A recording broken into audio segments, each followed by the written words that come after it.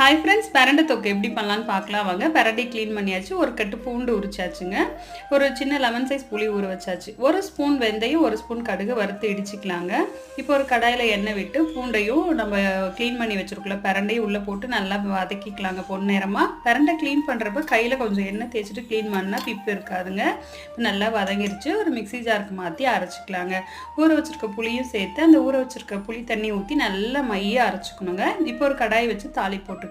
தேவையான அளவு நல்லெண்ணெய் விட்டுக்கலாங்க. கடுகு போட்டுக்கலாம். அதுக்கப்புறம் பெருங்காயம் போட்டு நல்லா பொரிஞ்சதுக்கப்புறம் நம்ம அரைச்சி வச்சுருக்கீங்களா பிரண்டை பேஸ்ட்டு அதை உள்ளே சேர்த்துக்கலாங்க. நல்லா பரட்டி விட்டுட்டு தேவையான அளவு உப்பு சேர்த்துக்கலாம். ஒரு ஸ்பூன் மிளகாத்தூள் சேர்த்துக்கலாம். இடித்து வச்ச கடுகு வெந்தய பொடி சேர்த்துக்கலாம். ஊறுகானாலே தொக்குனாலே மெயினாக இந்த பொடி சேர்த்தா தான் நல்லா இருக்குங்க. இப்போ நாட்டு சக்கரை ஒரு 1/2 ஸ்பூன் சேர்த்துக்கலாங்க. எண்ணெய் பிரிஞ்சு நல்லா வருங்க. ரொம்ப டேஸ்ட்டாக சூப்பராக இருக்குங்க. ஸ்டோர் பண்ணி வச்சுக்கலாம். ரொம்ப சத்தானது. ட்ரை பண்ணி பாருங்கள். தேங்க்ஸ் ஃபார் வாட்சிங். பாய்.